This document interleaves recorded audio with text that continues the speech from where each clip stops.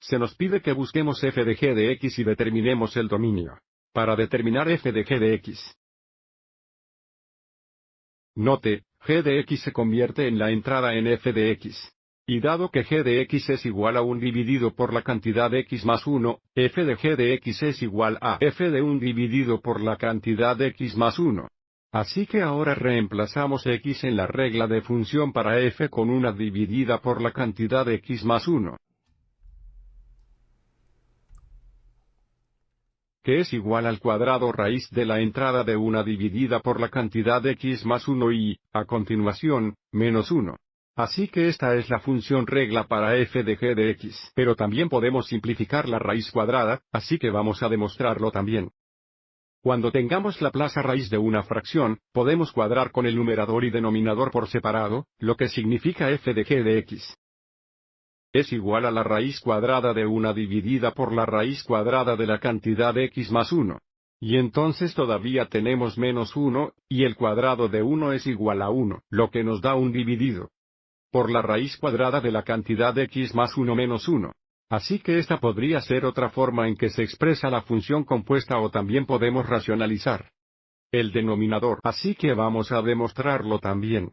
Tenemos f de g de x es igual a 1 dividido por la raíz cuadrada de la cantidad x más 1. Y todavía tenemos menos 1.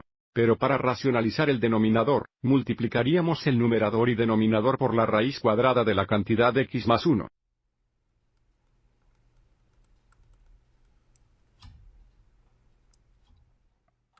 Simplificando una vez más. Tenemos la raíz cuadrada de la cantidad x más 1. Todo dividido por x más 1 y luego menos 1. Así que cualquiera de estos tres los formularios son aceptables, para f de g de x. Y ahora vamos a determinar el dominio de la función compuesta. El dominio de un compuesto función f de g de x es un conjunto de entradas x en el dominio de g de x, para el que g de x está en el dominio de f de x. Suena un poco confuso. Así que lo que haremos es seguir los pasos que se indican a continuación. Para encontrar el dominio de la función compuesta f de g de x, número 1, encontraremos la restricción de dominio de la regla de función g de x. Número 2, encuentra la restricción de dominio de la regla de función para f de g de x. Y, a continuación, el dominio de la función compuesta f de g de x debe contener todas las restricciones de 1 y 2. Comencemos por determinar la restricción de dominio para g de x, donde g de x es igual a 1 dividida por la cantidad x más 1. La división por 0 no está definida y por lo tanto el denominador no puede ser igual a 0. Para encontrar la restricción de dominio, tenemos que resolver x más 1. No puede ser igual a 0.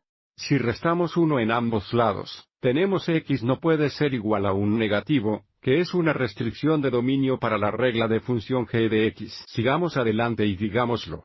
De nuevo, x no puede ser igual a un negativo. Usando la notación de intervalos, este sería el intervalo abierto desde el infinito negativo a menos una unión, el intervalo abierto de negativo 1 al infinito. Y ahora vamos a encontrar la restricción de la regla de función de la función compuesta. Y podemos usar cualquiera de los formularios que tenemos aquí listados a la izquierda. Sigamos adelante y utilicemos el formulario inferior, donde f de g de x es igual a la raíz cuadrada de la cantidad x más 1 dividida por la cantidad x más 1 menos 1. Bueno, de nuevo, conocemos la división por 0 no está definido. Así que, una vez más, x más 1 no puede ser igual a 0, lo que significa que x no puede ser igual a menos 1. Vamos a hacer una lista de esto.